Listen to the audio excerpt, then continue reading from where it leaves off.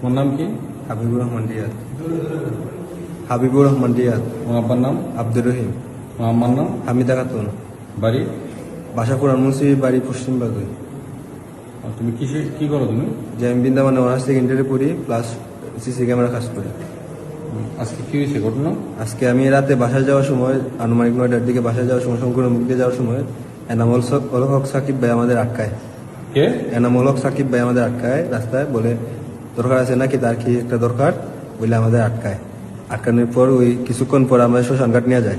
শ্মশানঘাট নিয়ে দিকে বা ওই আপনি যে ফাট্টা যেগুলো আছে ওইটার মাঝে গিয়ে উনি গিয়ে লাইভ করে, মানে টাকার জন্য আর কি, কেন তার একটু ভয়ভীতি দেখানোর জন্য গিয়ে লাইভ করা শুরু করে। এক পর্যায়ে ওইখানের মহিলারা কি করছে, দরজা লাগাইছে, লাগাই দেওয়ার যে যেভাবে ফাঁসে যাইছে, আর আমরা ভিতরে আটকা পড়ি। ওইখানে কি জন্য গেছিলে তোমরা? ওইখানে ওই যে তার ভিডিও করে লাইভ করে তার ভয়ভীতি দেখানোর জন্য গেছিল। ভয়ভীতি দেখা কি করে? ওই তো ওই তো টাকার জন্য। কে? ওই এনামুল হক সাকিব ভাই। তোমার নাম কি? রাব্বি। তোমার আব্বার নাম? খাজুল মিয়া। আমার নাম? শেফালি বেগম। বাড়ি কোথায়? বাড়ি 2 নম্বর। কি করো তুমি? কারেন্টের কাজ করি। তুমি আজকে কই গেছিল? আজকে আমি বাসায় যাওয়ার সময় আমাদের আটকাইছেন এনামুল হক সাকিব ভাই।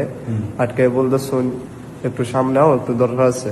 বল দিছিলেন তাহলে আমি আইসি বাজারও আওয়ার পরে তাই আমার লিয়ে গেছুন শ্মশানঘাটের সামনে। এমনি এমনি কাহিনী আমরা জানি না, এই যে পাড্ডার দেওয়া হইব তারপরে কাহিনীটা হয়েছে। আমরা 2 লাখ আটকাইছে কোথায় হয়েছিল? পাড্ডাত। কি জন্য? কি জন্য বলতে কি লাইভ করছে, আর কিছু মনে হয় টেকার কিতার আসলো। কে? এনামুল হক সাকিব ভাই।